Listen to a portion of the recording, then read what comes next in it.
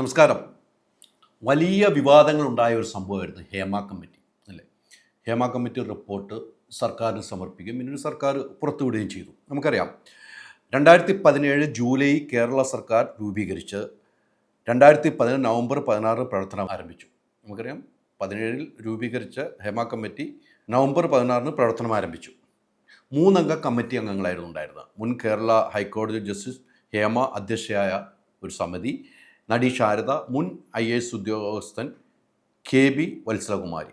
ഇങ്ങനെയായിരുന്നു ഈ കമ്മിറ്റി രൂപീകരിക്കും. 2017 യുവനടിയെ ആക്രമിക്കപ്പെട്ട സംഭവവുമായി ബന്ധപ്പെട്ട WCC മുഖ്യമന്ത്രി പിണറായി വിജയന് നൽകിയ പരാതിയെ തുടർന്നായിരുന്നു കമ്മിറ്റി രൂപീകരിക്കുകയും ചെയ്തത്. തെളിവുകൾ സഹിതം ഹേമ കമ്മിറ്റി വലിയ തെളിവെടുപ്പുകൾ നടന്നു. 2019 ഡിസംബർ മാസത്തിൽ 300 പേജുള്ള റിപ്പോർട്ട് മുഖ്യമന്ത്രി പിണറായി വിജയന് സമർപ്പിക്കുകയും ചെയ്തു. അതിൻ്റെയൊക്കെ പടങ്ങളൊക്കെ വന്നാണ്. 2024 ഓഗസ്റ്റ് 17 കോടതി വിധിയുടെ പിൻബലത്തിൽ 233 പേരുള്ള റിപ്പോർട്ട് പുറത്തുവിട്ടു. അത് പുറത്തുവിടാൻ വലിയ പ്രശ്നം, പുറത്തുവിടും, ഇന്ന് വിടും, നാളെ വിടും എന്നൊക്കെ പറഞ്ഞ് പുറത്തുവിടാതിരിക്കുകയും പിന്നീട് കോടതി ഇടപെടുകയും ചെയ്ത് അങ്ങനെയായിരുന്നു 233 പേജുള്ള ഹേമ കമ്മിറ്റി റിപ്പോർട്ട് പുറത്തുവിട്ടത്. ഇവിടെയാണ് ഈ ഹേമ കമ്മിറ്റി റിപ്പോർട്ടുമായുള്ള വിഷയങ്ങൾ ആരംഭിക്കുന്നത്. അന്ന് വലിയ ചർച്ചകൾ ചെയ്തു, മാധ്യമങ്ങളൊക്കെ വലിയ ആഘോഷമാക്കി. ആഘോഷങ്ങൾ എല്ലാ മാധ്യമങ്ങളും അന്തിച്ചർച്ചകൾ ഉൾപ്പെടെ നടത്തി. പിന്നീട് ഇതിൻ്റെ പ്രധാനപ്പെട്ട പേജുകൾ അവിടെയാണ് നമ്മൾ കാണേണ്ടത്. ഹേമ കമ്മിറ്റി റിപ്പോർട്ടിലെ പ്രധാനപ്പെട്ട പേജുകൾ ജമ്പ് ചെയ്തുകൊണ്ടായിരുന്നു ഈ റിപ്പോർട്ട് പുറത്തു വരുന്നത്. 11 പാരഗ്രാഫുകൾ ഒഴിവാക്കിയാണ് റിപ്പോർട്ട് പുറത്തു വന്നത്. അതിൽ വലിയ മൊഴിയിൽ പല ആളുകളിലും പല ഉന്നതരുടെയും പേരുണ്ട് എന്നാണ് പറയപ്പെടുന്നത്. അതന്നൊക്കെ ചർച്ച ചെയ്തു. പക്ഷേ പിന്നീട് ആ ചർച്ചകളൊന്നും നടന്നിട്ടില്ല. ഇപ്പോൾ ഇത് പറയാനുള്ള കാരണം ചോദിക്കാം. നമുക്കറിയാം, ഇപ്പോൾ സംവിധായകൻ രഞ്ജിത്തിൻ്റെ ഒരു വിഷയം കേരളം ഒന്നാകെ ചർച്ച ചെയ്തു. അന്ന് ഹേമ കമ്മിറ്റി റിപ്പോർട്ടിൽ ഈ പേരുകളൊക്കെ പുറത്തു വന്നിരുന്നെങ്കിൽ, അല്ലെങ്കിൽ ഇതേക്കുറിച്ചൊരു തെളിവുകൾ പുറത്തു വന്നില്ല, ഇത്തരം നടപടികളിലേക്കൊന്നും പോകില്ല.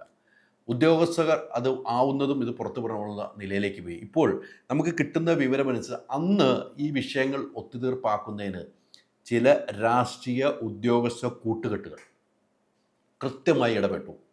ആ ഇടപെടലുമായി ബന്ധപ്പെട്ട് ചില സിനിമാ സംഘടനയുടെ തലപ്പത്തിരിക്കുന്ന ആളുകൾ അവരും ഇതിൽ ചേർന്നു എന്ന് പറയപ്പെടുന്നു. അവർ തന്നെ അവകാശവാദം ഉന്നയിക്കുന്നുണ്ട്. അതിനുശേഷം അവർ ഈ അവകാശവാദങ്ങൾ പല സ്ഥലങ്ങളിലും പറഞ്ഞുകൊണ്ട് നടക്കുക, ഞങ്ങളും കൂടെ ഇടപെട്ടാണ് അത്തരം പേജുകൾ ഇല്ലാതാക്കിയെന്ന് പറയുന്നത്. അത് ചില താരങ്ങൾ അവരുടെ അടിമയായി മാറുന്ന നിലയിലേക്കും പോയിട്ടുണ്ട്. അങ്ങനെയൊക്കെ വിഷയങ്ങൾ ഇപ്പോൾ വലിയ രീതിയിൽ പലയിടങ്ങളിലും ചർച്ച നടന്നുകൊണ്ടിരിക്കുകയാണ്. ആ ചർച്ചയുടെ അടിസ്ഥാനത്തിൽ തന്നെയാണ് ഈ വാർത്ത ചെയ്യുന്നത്. നമുക്കറിയാം, ഹേമ കമ്മിറ്റി റിപ്പോർട്ട് കേരള സർക്കാർ ഭരണ സമയത്ത് കേരള സർക്കാർ പറയുന്നത് ഞങ്ങൾ സ്ത്രീകളോടൊപ്പമാണ്, ഇരകളോടൊപ്പമാണ് എന്ന് പറഞ്ഞുകൊണ്ടിരുന്ന കാലഘട്ടത്തിലൂടെ യാത്ര ചെയ്ത് പിന്നെ ആരെ സപ്പോർട്ട് ചെയ്യാണ്, ആർക്ക് വേണ്ടിയാണ് ആ പേജുകൾ 11 പാരാഗ്രാഫുകൾ ഒഴിവാക്കി. അതിനാണ് നിർണായകമായ മൊഴികളുള്ള പല ആളുകളിലും പേരുള്ള മൊഴികൾ. ഇതുമായി ബന്ധപ്പെട്ട് ചില നടിമാർ സുപ്രീം കോടതി വരെ എൻ്റെ മൊഴി പറയാൻ പാടില്ല എന്ന്, പിന്നെ എന്തിനും ഒരു മൊഴി കൊടുത്തു എന്ന് പോലും നമുക്ക് അത്ഭുതപ്പെട്ടു. ഇപ്പോൾ ഈ പ്രത്യേക സാഹചര്യത്തിൽ ഇലക്ഷൻ കഴിഞ്ഞിരിക്കുകയാണ്. ഇടത് വലതുപക്ഷ മുന്നണികൾ ആര് ഭരണത്തിൽ വന്നാലും ഉദ്യോഗസ്ഥർ ഇതിൻ്റെ പിന്നിൽ പോകാൻ തീരുമാനിച്ചിരിക്കുന്നു എന്ന ഞെട്ടിക്കുന്ന ഒരു വിവരമാണ് പുറത്തു വരുന്നത്.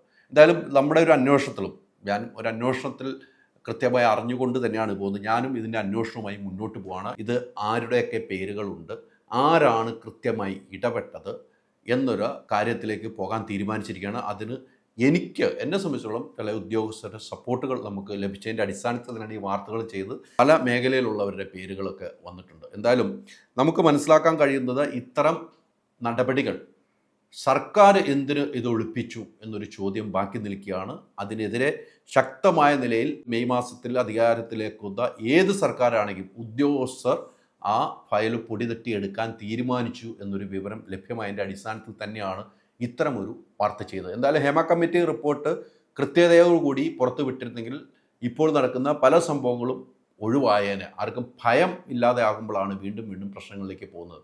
ആ ഭയപ്പാടുണ്ടാക്കാൻ സർക്കാർ തലത്തിൽ കഴിഞ്ഞില്ല.